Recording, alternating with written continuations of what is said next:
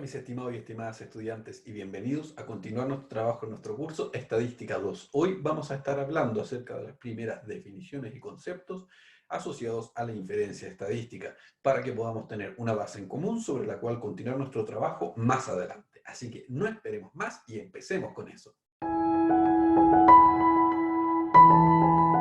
Comenzamos entonces nuestro trabajo en nuestro curso conversando acerca de lo que es la inferencia estadística y cuál es su objetivo, más aún cuál es la forma de seleccionar lo que vamos a utilizar dentro de la inferencia estadística. Así que para ello les voy a compartir mi pantalla con una pequeña presentación que he preparado para poder ir conversando, y esta presentación usted la podrá encontrar como siempre en nuestra plataforma, así que si la necesita revisar va a estar allí por si es que quiere volver a darle una vuelta. Entonces, ¿cuál es primero el objetivo?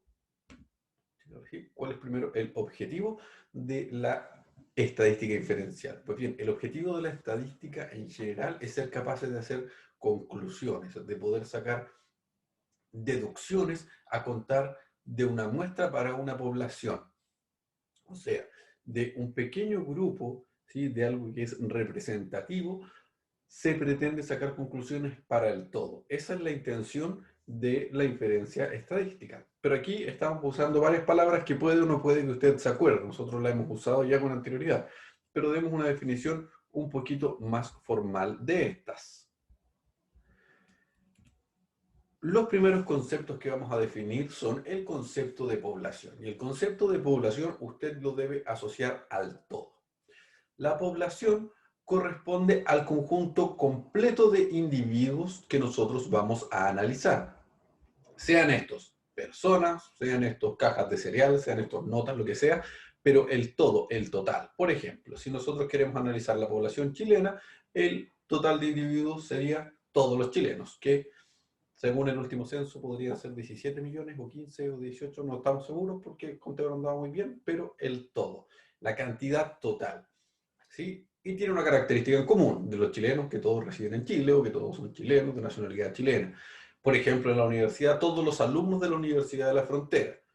En ese caso, entonces, tenemos a todos los estudiantes. Pero habitualmente lo que ocurre es que no es tan fácil tomar al todo. Si estamos hablando de Chile, por ejemplo, solo hay una encuesta que se hace cada 10 años en la que se toma el todo, que estamos hablando del censo, y ni siquiera llega al todo, sino que se supone que se estima llegar al 98-99% de la población. Considere eso. Entonces, llegar al todo en algo, a menos que sean 10 objetos, es muy, muy difícil. Por ello, no se usa el todo. Como del total de la población chilena, no se toma la población chilena, sino que se toma una pequeña muestra cuando se hacen encuestas.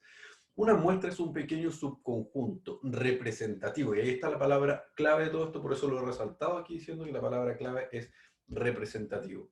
Un pequeño grupo representativo del total. ¿Cómo es esto? Tiene que tener características similares del total, tiene que ser representación fiel de este total, ¿sí? Por ejemplo, no sé, si tenemos una caja con 10.000 bolitas en las que hay rojas y verdes, no tendría ningún sentido, si usted lo piensa, que nuestra muestra solo contuviese bolitas rojas y no contuviese bolitas verdes, porque no estaríamos representando la realidad. Es súper importante que sea representativo de la realidad, y ahí está la palabra clave de todo esto. ¿Cómo se escoge a esta muestra? ¿Cómo se elige? Porque no, en el caso de los chilenos no es llegar y meterlo a todos en una tómbola y tomar un pequeño grupo. ¿Cuál es el tamaño de este? Pues bien, eso es lo que desarrolla el muestreo. El muestreo es la técnica justamente que nos permite construir las muestras en base a un tamaño que corresponda, en base a una calidad desde el punto de vista estadístico que corresponda. Y existen dos formas de muestreo.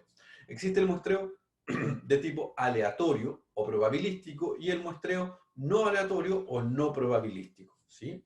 Como usted se imaginará, en el muestreo aleatorio justamente tiene ahí un factor importante, el que sea al azar, y por tanto todos son equiprobables, o esa idea es la que está detrás. Todas las personas o todos los objetos o todo lo que vamos a analizar son equiprobables, mientras que en el no probabilístico está dirigido.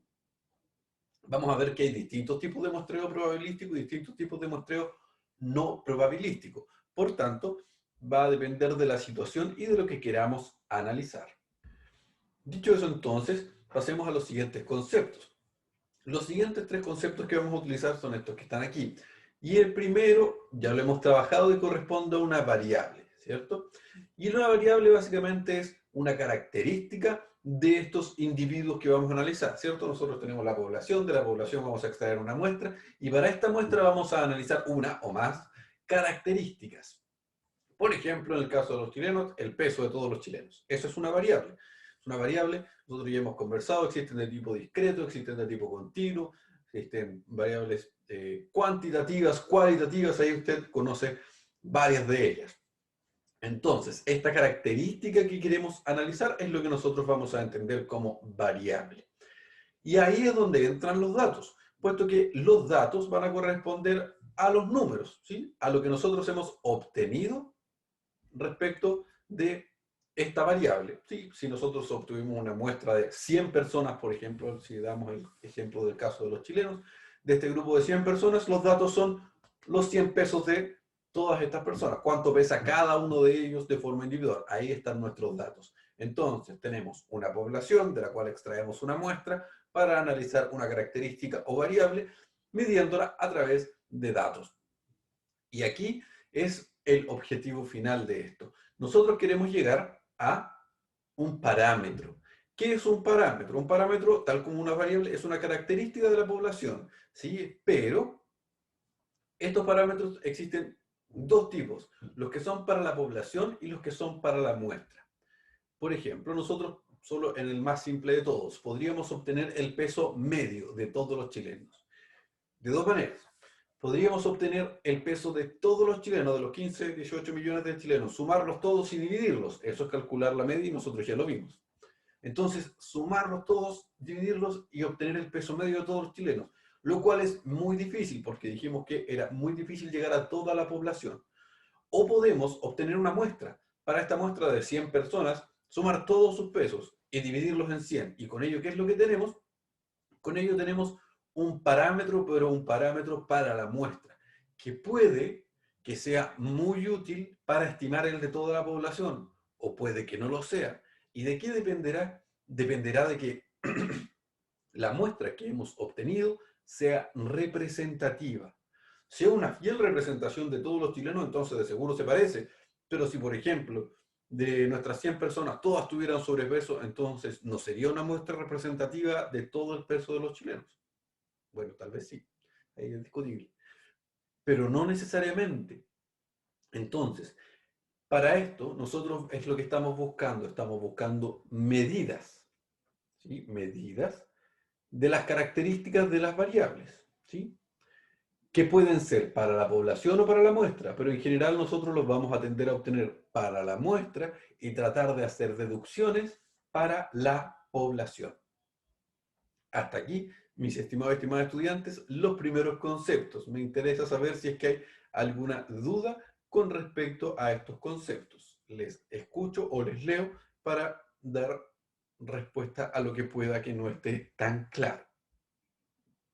Bien, entonces, sin consultas, avancemos un poquitito más. Ya tenemos nuestros primeros conceptos listos.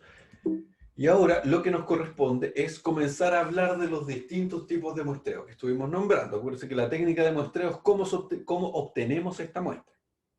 Entonces, existe uno que se llama el muestreo aleatorio simple y es el más básico de todos, que simplemente corresponde a juntarlos a todos y sacar al azar la cantidad que queremos, ¿sí? Es como que nosotros juntásemos, imposible, pero juntásemos a todos los chilenos en una fila y empezáramos a escoger los que cualquiera.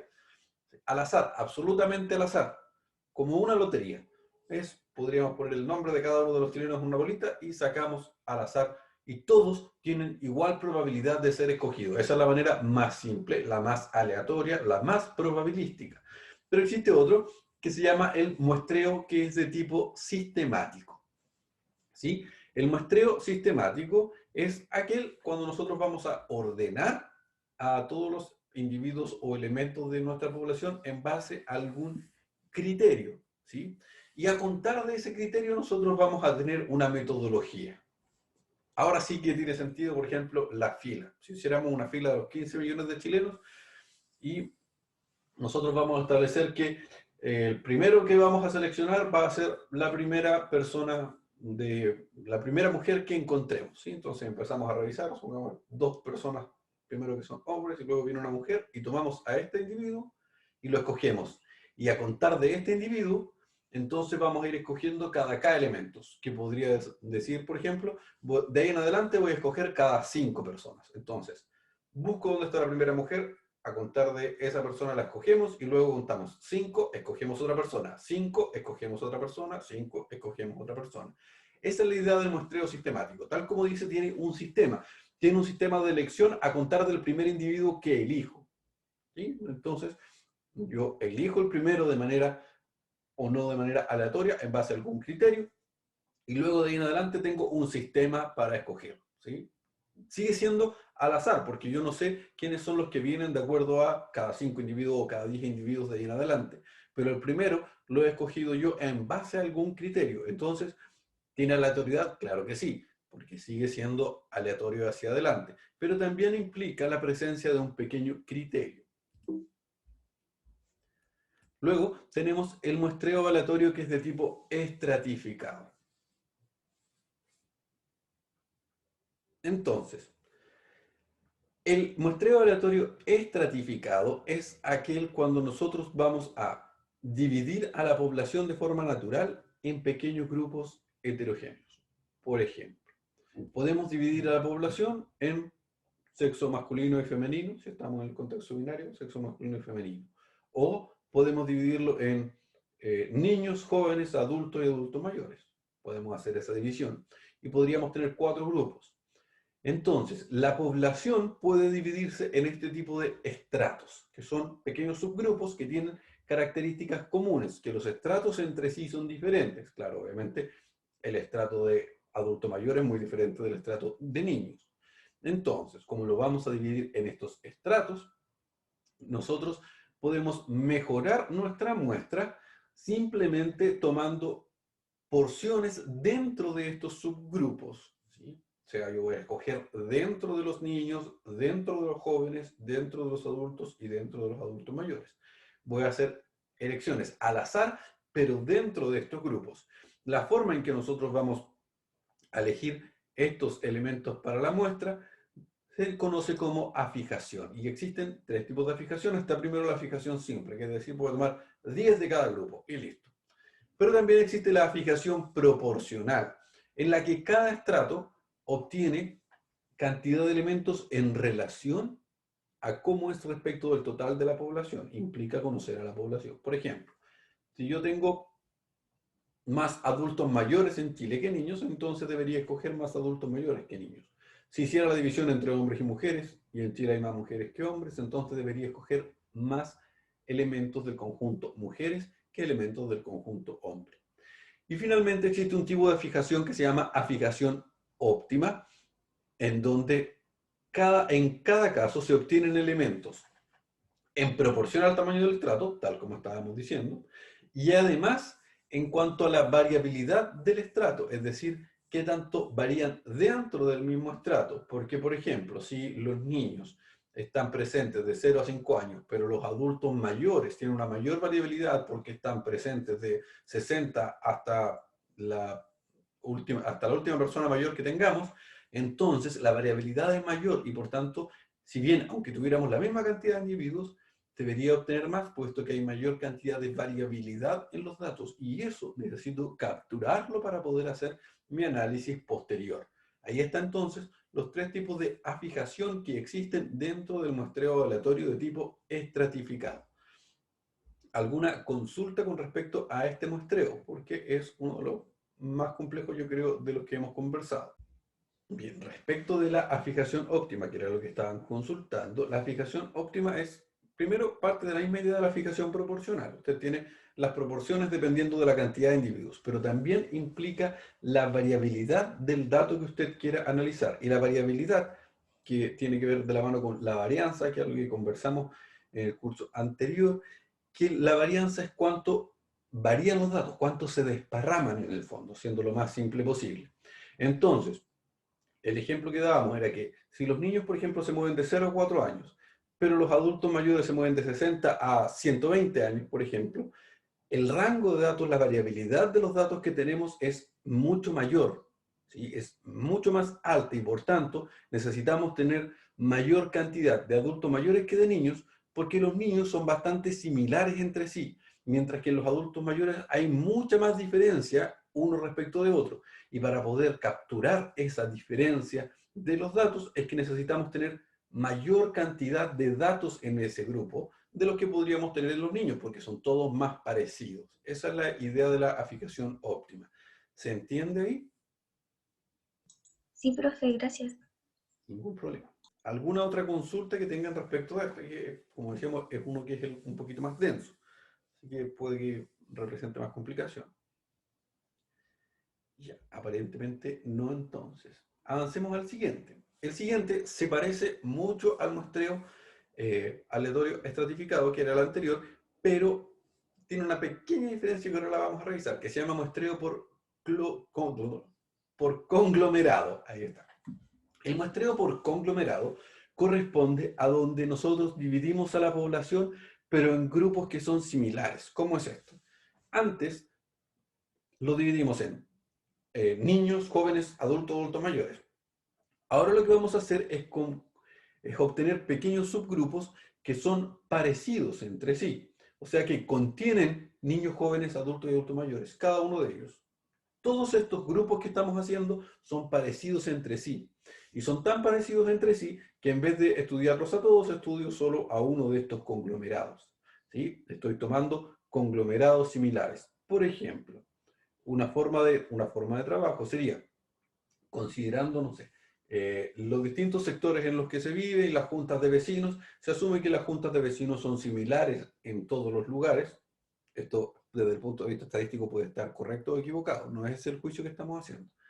Eh, por ejemplo, no sé, podemos tomar la Junta de Vecinos de Santa Rosa, la Junta de Vecinos de Pueblo Nuevo, la Junta de Vecinos de Pedro de Valdivia, de Campo Deportivo, y asumir que son todas similares, son todos conglomerados similares, contienen más o menos el mismo grupo de gente, y por tanto analizo solo una de ellas y asumo que todas las otras son homogéneas. ¿Dónde está el azar o dónde está la parte azarosa? Que escojo una de ellas al azar, pero asumo que el conglomerado es similar para todos. Distinto, muy distinto, insisto, del anterior, porque en el caso anterior, que es el muestreo aleatorio estratificado, divido en grupos y acá asumo que son estos grupos que estoy presentando todos similares. Antes los grupos están separados por características. Ahí está la diferencia entre uno y otro. Y con ello tenemos entonces todos los tipos de muestreo que son tipos de muestreo probabilísticos o aleatorios. ¿Sí? Recapitulando, tenemos el muestreo aleatorio simple, que es simplemente seleccionar, el muestreo aleatorio sistemático, escojo el primero y a contar de ahí tengo un sistema para elegir. Luego tenemos el muestreo aleatorio estratificado, en que dividimos a la población en grupos de similares características y escojo proporcionalmente y de manera óptima. Y finalmente el muestreo por conglomerado, en que tengo varias muestras, o sea, varios grupos que tienen similares características y que escojo uno de ellos, puesto que asumo que el resto se parecen. Y de ahí pasamos a las muestras que son de tipo no aleatorias. El primero es el muestreo por cuotas. El muestreo por cuotas, ¿sí?, es aquel en el que nosotros llamamos habitualmente accidental y donde nosotros conocemos los estratos de la población y buscamos los más representativos. La idea es muy parecida al muestreo aleatorio estratificado. Sin embargo, se van fijando cuotas. Yo voy diciendo, quiero 20 personas jóvenes, quiero 20 personas adultos mayores, quiero 50 personas niños, y así. Y una vez que nosotros tenemos fijada la cuota, escogemos las personas que tienen esta determinada característica. Y aquí el ejemplo yo creo que va a ser importante. ¿Sí? Si nosotros, por ejemplo, quisiéramos hacer un estudio sobre la incidencia de las drogas, ¿sí?, por ejemplo, nosotros podríamos decir que queremos 20 personas del sistema municipal, 30 personas del sistema mixto, no sé si todavía existe, y 40 personas del sistema particular, por ejemplo. Y luego nosotros, de decir eso, le entregamos la responsabilidad a alguien para que los escoja de manera aleatoria. Pero lo que yo hice fue fijar antes cuántos quiero de cada uno. Si se fija, ahí no hay un componente azaroso, porque yo estoy fijando cuánto voy a tener. Y resulta que dependiendo de cuántos fije, voy a obtener ciertos resultados, porque de seguro, si en Temuco, por ejemplo, existen más colegios municipales que colegios particulares, en ese caso entonces, si yo hiciera lo contrario y estableciese que quiero más personas de colegios particulares, mi muestra no sería lo suficientemente representativa o lo suficientemente aleatoria. Ahí es donde entonces entra el muestreo por cuotas. En el muestreo por cuotas habitualmente uno establece antes cuánto es lo que quiere de cada uno, que puede o no puede servir a los fines del estudio. Insisto, esa parte no es lo que nosotros estamos cuestionando en este momento. Luego existe otro muestreo que es el muestreo opinático, y este muestreo es muy común, sobre todo en estas fechas de elecciones. En este se busca obtener muestras representativas, ¿sí?, mediante la inclusión de grupos que supuestamente son típicos. Pero aquí es donde empieza una pequeña cuestión, y es que se escogen grupos que sean típicos, pero no necesariamente que sean representativos. ¿Por qué? Porque yo puedo escoger grupos, sectores, lugares, rangos etarios, lo que yo quiera, que, por ejemplo, en el caso de los votos, que es el más simple, tengan una opinión similar y por tanto favorezcan mi estadística. Yo de seguro hay un grupo de personas que piensa de manera similar y puedo, si yo voy a escoger ahí, voy a obtener resultados muy similares para ellos, pero no va a ser una fiel representación de la sociedad. Un ejemplo lo más claro posible. Aquí, en el muestreo opinático, por ejemplo, casi siempre se asume que Santiago es una fiel representación de la realidad de Chile. Y se escogen en general, para la hora de las encuestas políticas, se le pregunta a personas de la capital. Y nosotros, las personas de regiones, sabemos que eso no necesariamente es representativo de la realidad del país. Sin embargo, se escoge porque se asume que es allá donde existe la representatividad, pero esto no necesariamente funciona de esa manera. Así que ahí está el muestreo que es de tipo opinático. Y finalmente tenemos, me faltan dos, tenemos el muestreo causal o el muestreo incidental, ¿sí? Y es el muestreo en el que nosotros escogemos gente porque es la que tenemos más a mano. Sería como, por ejemplo, cuando usted quiere hacer un estudio y empieza a preguntarle a sus vecinos, o hace el muestreo de lo que tiene cerca. Por lo general se da mucho en la universidad que los docentes lo que hacen es que le preguntan a los estudiantes. ¿Por qué? Porque es lo que está más cerca. Así que tampoco hay un factor de aleatoriedad, porque ¿por qué sería lo que yo tengo cerca aleatorio? ¿Sí? Yo estoy poniendo una decisión antes de haber escogido. Finalmente, el muestreo de bola de nieve, que es un muestreo en el que uno va guiando a otro. ¿Cómo es esto? Yo busco a una persona de determinada característica y a contar de ahí entonces me dice, pero puedes preguntarle a tal, pero puedes preguntarle a tal, y así vamos. Es el hecho de dar referencias. Esa es más o menos la idea del muestreo que se denomina habitualmente como bola de nieve. Y tal como dice ahí, es el que se utiliza en la mayoría de los casos cuando se trabaja con poblaciones que son de tipo marginales o poblaciones con una característica que solo se puede llegar a ellos a través de referencias. Ahí está entonces el muestreo que es de tipo de bola de nieve. Entonces, los cuatro muestreos no aleatorios de los cuales estamos conversando son el muestreo por cuotas, que es donde yo establezco una cantidad que quiero de cada uno de los grupos representativos, el muestreo opinático, que es donde obtengo grupos de determinada característica u opinión común, el muestreo causal, que es aquel donde tomo lo que está cercano, y finalmente el muestreo bola de nieve, que es aquel donde voy direccionado de uno hacia otro individuo. Y ahí están entonces los tipos de muestreo que son correspondientes a los aleatorios y a los no aleatorios. Esto, todos son conceptos que necesitamos para poder comenzar a hablar bien de lo que vamos a ir calculando. ¿Sí? Los tipos de muestreo justamente es lo que forma a cómo va a ser la muestra que va a ser representativa de la población. Así que ahí es donde comienzan los estudios estadísticos. Y esa es la clave de los estudios estadísticos, la correcta elección de nuestra muestra. Vamos a seguir conversando nosotros de eso en nuestras próximas clases y ya ahí vamos a incluir los números para poder trabajar con ellos. Pero por ahora eso es todo lo que debíamos hacer respecto a estos primeros conceptos. Ahora les va a corresponder trabajar con nuestro ayudante, que es don David Menares. Yo a él lo voy a dejar ahora como administrador de la sesión para que pueda trabajar con ustedes los ejercicios que habíamos quedado con miras a que el próximo miércoles nosotros tenemos nuestro primer taller. Recuerde que estamos hablando de la distribución normal para el caso de su primer taller. Bueno, mis estimados y estimadas estudiantes, eso es todo lo que nosotros debíamos trabajar durante el día de hoy. Yo me despido y les dejo con nuestro ayudante, don David. Que estén muy bien. Chao, chao.